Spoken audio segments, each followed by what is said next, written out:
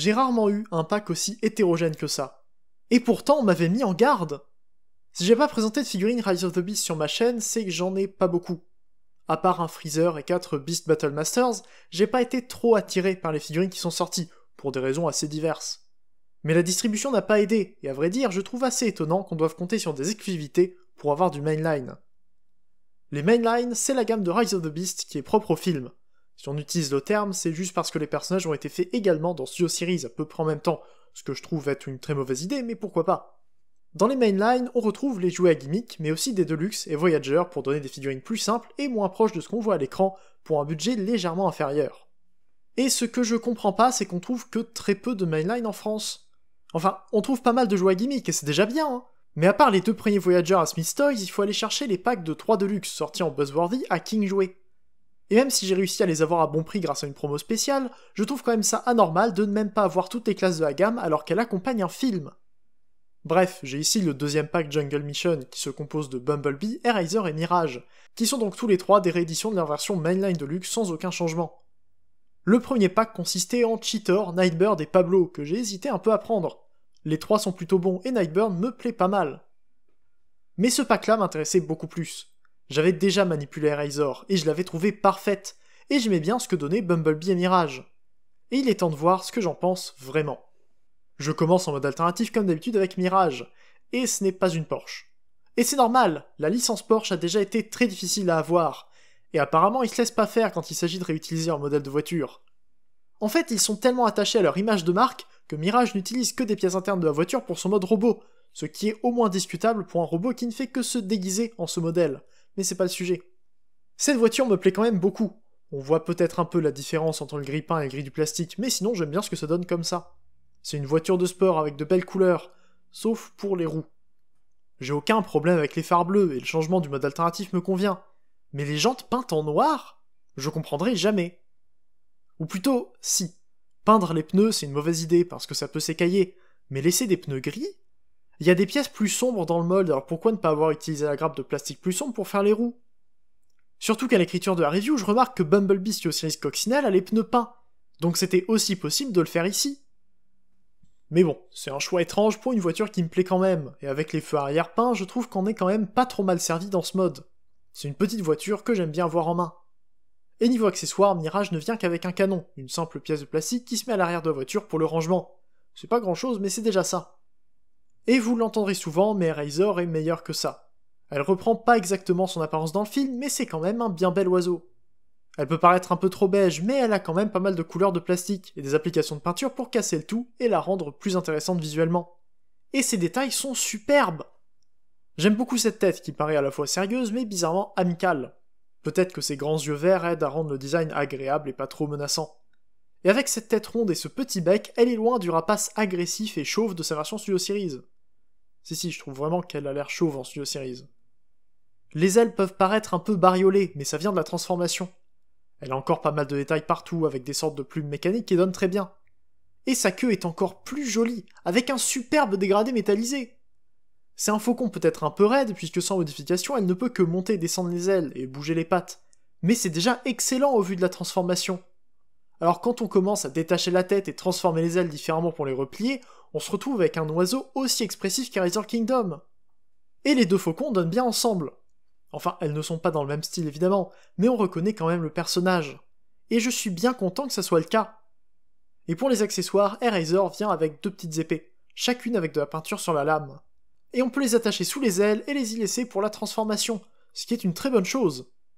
En tout cas, c'est un très bel oiseau. Eraser est vraiment réussi de ce côté-là. Mais à vrai dire, Bumblebee n'est pas trop mal non plus.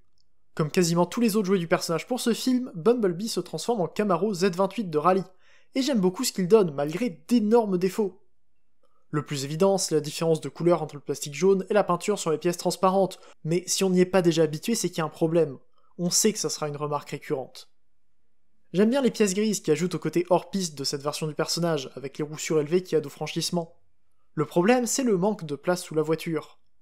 En fait, ils ont rehaussé une voiture pour mettre des pièces de robot dessous, et c'est ça le problème.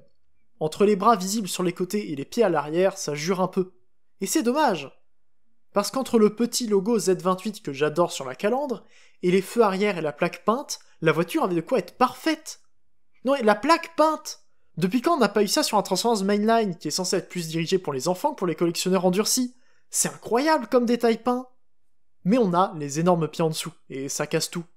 Je trouve que ça donnera plutôt bien au robot, mais pour le moment, c'est un défaut indéniable. Mais ce qui n'est pas un défaut pour le moment, c'est le rangement des armes. Les deux accessoires de Bumblebee sont assemblés pour faire le pare-choc avant. Et c'est une excellente façon de les ranger sur la voiture, même si ça veut dire que les Bumblebee Mainline qu'on trouvera à la revente n'auront sans doute plus ces pièces, parce qu'elles peuvent s'enlever assez facilement. On en reparlera un peu. En tout cas, Bumblebee est plus grand que sa version coccinelle, et encore heureux. Et je commence à voir quelques Autobots de cet univers, ce qui me fait bien plaisir, même si c'est pas ma collection principale, loin de là. Pour ce qui est des 3 Deluxe du pack ensemble, je trouve qu'ils donnent de quoi s'amuser. C'est pas comme le premier pack Buzzworthy qui comportait 3 camps différents, mais ça en donne quand même 2, pour recréer quelques histoires du film. Enfin, je me permets quand même de spoiler pour quelques secondes, mais je suppose que le film est sorti depuis assez longtemps pour ne pas choquer qui que ce soit. Mais c'est assez amusant de voir que le set ne colle même pas au film, puisqu'Arizor meurt avant que Bumblebee ne prenne cette forme, et lorsque Bee revient, ce n'est qu'une question de minutes avant que Mirage ne soit démembré à son tour. Et il y a beaucoup de morts dans ce film, et très peu qui sont définitifs d'ailleurs.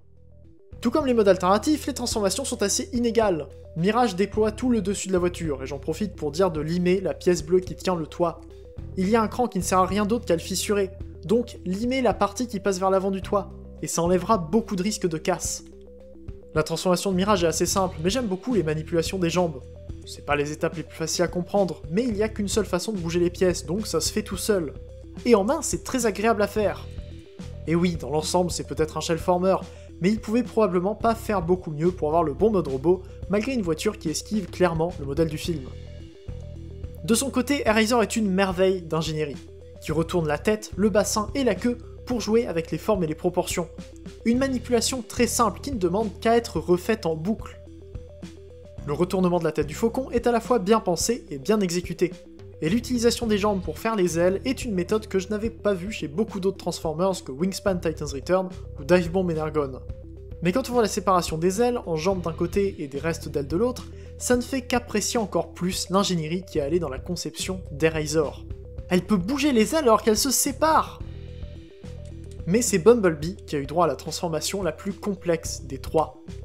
Et bizarrement, il subit lui aussi du shellforming, tout en ayant pas mal d'étapes inédites pour un Bumblebee de luxe. Alors oui, j'aime bien collectionner cet ensemble très spécifique de figurines, mais aucun Bumblebee de luxe des films n'a une transformation comme ça pour les roues avant. Et aucun non plus n'a un abdomen sur 2 axes qui s'ajuste sous le torse d'ailleurs. Mais là encore, c'est un point dont je reparlerai. Bumblebee ne sera pas en reste niveau commentaire. Et pour un autre point que j'aime noter, je peux parler des portières dont l'axe est à la fois très en avant et très à l'intérieur de la voiture, ce qui fait ouvrir les ailes d'une façon assez unique, encore une fois, et les rend très larges. Et puisque c'est apparemment le thème de la journée, les robots sont bien évidemment très hétérogènes dans leur qualité. Pas au niveau de la construction en général, mais surtout au niveau de l'ingénierie derrière. Mais je vais conserver l'ordre que j'ai suivi jusque-là. Je commencerai donc par Mirage, qui est très détaillé, très monochrome et très carré, mais je vais m'expliquer. Le pack m'intéressait pour plusieurs raisons. Je trouvais Arizor parfaite, j'aimais beaucoup l'apparence de Mirage, et les innovations de Bumblebee me plaisaient beaucoup. Et il se trouve que j'aime toujours ce que donne Mirage, mais avec maintenant quelques réserves. Les réserves me viennent de ses proportions liées à ses articulations, ce qu'on verra juste après. Mais c'est donc un robot couvert de détails moulés, qui reprennent le modèle d'animation à un très bon niveau, sauf pour la tête qui ajoute le masque des concepts. Un aspect peut-être plus générique sur un robot qui a beaucoup de personnalité dans le film. Mais ça reste une tête pas trop mal, qui a le bon goût de coller au reste du robot.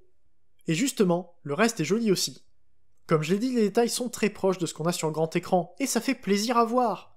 Si c'était pour avoir un si beau robot, ça m'étonne pas que le personnage principal du film ait mis si longtemps à avoir ses premières figurines.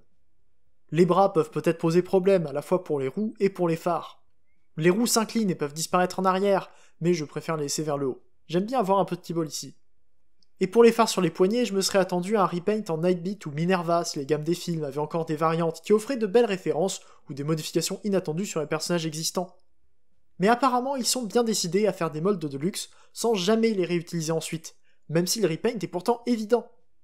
Et je trouve la forme de l'avant-bras assez étrange, puisqu'il semble incurvé. C'est pas énorme, mais je trouve que ça se sent. Et pour les jambes, je suis mitigé. J'adore leur propreté, et le fait que, d'un arrière de voiture un peu large et assez court, on arrive à de longues jambes fines. C'est une très bonne ingénierie, Mais entre ça et les détails en bas-relief du reste du corps, je trouve que ça donne à Mirage une allure assez carrée, un simple agencement de pièces sculptées plutôt que la complexité du Studio Series, qui n'est pas plus réussi sur beaucoup de points, mais que je trouve lui aussi très beau, pour ses propres raisons. Et je répète que j'aime ce que donne Mirage Mainline. Si j'ai pris le pack, c'est pas pour rien. J'aime ce style imparfait de figurines faites pour s'amuser plutôt que pour chercher à être les plus proches du film. Et malgré l'absence de volonté d'avoir le Mirage le plus articulé qui soit, on a quand même de bonnes amplitudes un peu partout. Bien sûr, on a les ball joints propres aux figurines hors Generations, mais c'est pas un mal pour limiter le budget de fabrication tout en offrant de belles possibilités. Je note que la rotation des coudes était très solide sur mon exemplaire au déballage, ce qui est problématique pour la transformation, mais ça s'est arrangé depuis. La rotation au bassin est là pour la transformation, mais c'est pas le genre d'articulation qu'on peut oublier, c'est toujours bien qu'elle soit là. Et à cause de la transformation, on n'a pas d'inclinaison aux chevilles. Après tout, c'est pas ce à quoi on s'attend d'un Deluxe Mainline, surtout quand on sait que les Studio Series eux-mêmes ont été longtemps en retard sur ce point. Mirage peut évidemment prendre son arme et l'utiliser dans quelques poses d'action, mais le peg est décentré pour mieux l'intégrer à l'un des bras. Mais à vrai dire, c'est assez mal fait pour que je sache jamais sur quel bras je dois la mettre. Je pense qu'il y avait un moyen de faire l'arme un peu différemment pour qu'elle soit plus intégrée au bras, même en gardant le port 5 mm. Et comme je le disais, la combinaison de ces articulations suffisantes, mais limitées, avec des proportions un peu inexactes, empêche Mirage de prendre beaucoup de poses très dynamiques. Il peut prendre des poses simples, mais il sera très vite limité. J'ai pas réussi à prendre beaucoup de photos avec lui. Par contre, j'ai pu en prendre beaucoup plus avec Eraser, mais elle est tellement parfaite que j'ai beaucoup moins à dire sur elle. Eraser est à la fois assez proche de son design original, mais elle est aussi très mécanisée, forcément, et elle a un design dynamique et très beau dans des poses d'action. C'est là qu'on voit la compétence de l'équipe de Los Angeles. Ouais, maintenant que tu le dis, je crois qu'on n'en a pas parlé. Donc jusque-là, une seule équipe travaillait pour Hasbro pour faire les Transformers. C'est l'équipe qu'on connaît et qu'on voit en convention, avec Mark Maher, B-Mac et Ivan Brooks. Mais pour ce qui est des jouets Earthspark et Rise of the Beast Mainline, c'est une nouvelle équipe qui s'en est chargée, qui est basée à Los Angeles. D'où son nom. Et avec Eraser, on voit tout le talent de ces designers. Avec un simple concept du mode alternatif d'Eraser, et sans aucune référence pour le robot puisqu'il n'apparaît jamais, ils ont réussi à nous faire ça. Regardez-la! J'adore ses grands yeux verts, cette tête avec une coiffe d'oiseau qui la rend élégante et imposante, mais dont le visage garde une sympathie communicative. Elle est superbe! Juste en dessous, la tête du faucon reprend sa place habituelle, en montrant fièrement l'un des logos les moins visibles que j'ai jamais vus. Ses bras sont simples, mais on retrouve les plumes sur les épaules pour lui donner un peu plus de largeur, et les jambes sont assez longues et imposantes, mais pleines de détails pour ne pas faire oublier qu'elle reste un robot très aérien. Et c'est pareil pour le dos. On a les deux miels qui compriment le keyboard tout en lui donnant de quoi voler dans ce mode, et une jupe faite à partir de la queue, dont les détails peints se retrouvent vers l'avant pour combler un peu la face de ce mode. Est-ce qu'on ressent mon appréciation pour le robot? Eraser a une allure légère et un regard amical, mais elle garde l'aspect ancien et vénérable de son personnage dans le film, et tous les détails mécaniques lui apportent un côté dangereux qui est mis en valeur par ses articulations. Et pourtant, elle est pas beaucoup plus articulée que Mirage. Sa tête bouge un peu plus, et elle a les ailes dans le dos pour compenser, mais elle n'a pas de rotation au bassin. Donc même si ses bras sont aussi libres que ceux de Mirage et que ses pieds montent et descendent pour la transformation, elle reste théoriquement aussi limitée que lui. Sauf qu'elle a des proportions qui marchent. Peut-être que les pieds jouent aussi pas mal, mais ça n'empêche pas que ses articulations fonctionnent avec ses proportions pour tirer le meilleur de chaque partie, et en faire une figurine d'action incroyable. Eraser était mon mode de Beast Wars Kingdom préféré, mais je préfère peut-être avoir la Rise of the Beast en main. Alors ajoutez-lui 2 dagues et vous avez de quoi vous amuser. Non seulement elle peut presque aller les chercher dans son dos, mais avec ses articulations, elle donne l'impression de pouvoir découper n'importe qui avant qu'il se rende compte qu'elle est derrière lui. Avec une allure d'assassine comme ça, elle aurait presque mérité le nom de Nightbird. Et autant je me plaignais du manque de dynamisme de Mirage, mais Eraser le dépasse, bien sûr. C'est la seule du pack avec qui j'ai peut-être trop de photos pour pouvoir toutes les mettre ici. Il y a juste tellement de possibilités avec elle. Et dans un sens, c'est pareil pour Bumblebee. Il est plein de possibilités, d'articulations et de choix inédits, mais il est aussi bourré de défauts. Et c'est pas juste de la méchanceté gratuite, c'est un avertissement, une mise en garde quant à la qualité du robot. Mais je commence par l'aspect visuel, et sur ce point, je l'adore. C'est un Bumblebee un peu simple, mais reconnaissable. Entre ses longues jambes et son allure assez athlétique, je le trouve loin de beaucoup de Bumblebee de luxe des films, qui sont en général un peu plus gênés par leurs propres pièces. Sa tête est une tête de Bumblebee normale, à laquelle il manque peut-être un peu de peinture. On est habitué, on a beaucoup de têtes de Bumblebee en ce moment. Pour le torse, je peux remarquer que les phares ne s'inclinent pas, ce qui est un peu dommage. J'arrive pas vraiment à me souvenir d'un autre Bumblebee de luxe dont les phares ne bougent pas depuis le Canon Bumblebee de 2009. mais au moins il a la calandre modifiée, grâce à une fausse pièce. Ses avant-bras sont asymétriques, puisque l'un a une main mobile et l'autre a une main fixe qui peut déployer un canon. Et je trouve ça génial! Je me souvenais plus que c'était le cas avant de l'avoir en main, et je trouve l'idée excellente! Bon, par contre, on peut avoir du mal à faire la différence entre les deux côtés, à cause du canon qui n'est pas plus long que la main et sans peinture. Mais bon, il fallait bien que ça se transforme comme ça après tout. Et les jambes sont encore une fois uniques. Contrairement à tout ce qui se fait d'habitude, Bumblebee n'a que les roues dessus, pour les rendre un peu utiles. Encore une fois, leur longueur et leur forme me plaisent, même si le manque de peinture n'aide pas vraiment. Mais quand on voit à quel point les pieds dépassent sous la voiture, on peut penser qu'il y avait peut-être mieux à faire. Surtout que les jambes sont entièrement creuses à l'arrière, les pieds doivent s'y ranger, et puisqu'il n'y a aucune pièce à bouger ailleurs sur les jambes, il n'y a rien pour les combler. Et oui, Bumblebee a quasiment toute la voiture dans le dos. Les seules pièces de voiture qu'il ne porte pas derrière ses épaules, c'est les phares de la voiture et les roues arrière. Tout le reste est dans son dos.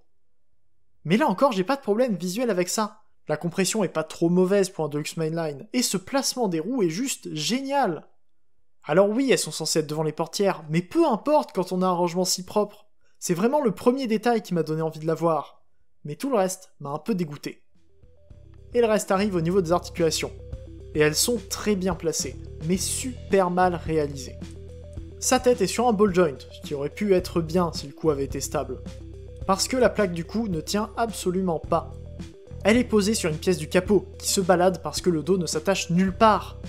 Puisque tout l'ensemble est une série d'axes sans aucune attache, le cou peut bouger quand il veut, et emmener les roues avec. Mais c'est pas le pire. Les bras sont sur ball joint avec des coudes qui plient à 90 degrés, et l'une des mains est articulée, comme j'ai dit plus tôt. Honnêtement, je m'attendais pas à voir un poignet articulé sur un Deluxe Mainline. Le problème, ça vient du torse. Quand on bouge les bras, le torse vient avec. Et vous savez pourquoi ? Parce que l'emplacement du pec du torse est 3 fois trop grand. Non vraiment, le peg flotte à l'intérieur. Y a pas d'autre façon de le dire. Il n'y a strictement aucune friction là-dedans. Et ça aide pas du tout pour le bas du corps. Il y a une rotation au bassin pour la transformation et des hanches sur ball joint. Mais les genoux ont 2 crans. 2 crans énormes qui font bouger les hanches puisqu'elles sont un peu lâches et qui détacheront aussi le torse. On peut toujours dire que les crans sont là parce qu'ils volent de la solidité dans les articulations tout en utilisant des axes métalliques.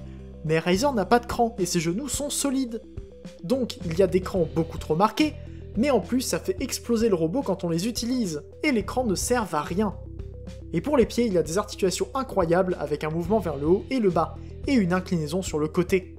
Et là aussi c'était inespéré pour un Deluxe Mainline. Alors ajoutez à ça un backpack dont ni le bas ni le haut ne s'attachent, et des roues dont les pegs ne logent pas dans leurs emplacements, et vous avez la combinaison d'une figurine super bien articulée, mais qui donne une impression de pas finie. Comment je peux le dire autrement ? Bumblebee a de super idées, une ingénierie travaillée et réfléchie qui le rend unique parmi les Bumblebee Deluxe, mais il est juste pas fini. Rien ne tient, et soit il y a des attaches qui ne fonctionnent pas, soit il n'y a pas d'attache du tout. Je le répète, mais j'adore ce qu'il donne visuellement, et c'est la seule chose qui me permet de l'apprécier encore un peu. Niveau qualité de fabrication, c'est un désastre. Le plastique est bon, la qualité est bonne, mais les tolérances ne sont pas là du tout. Et c'est pour ça que j'ai pas pris autant de photos que j'aurais voulu avec lui. Bon, pour finir sa présentation plus concrète, il a aussi son pare-choc dont il peut servir comme lame, dont j'adore l'idée. Par contre, si on veut les stocker quelque part, il faut les rattacher dans le dos, et donc remonter les roues puisque ça loge pas si le dos est comprimé.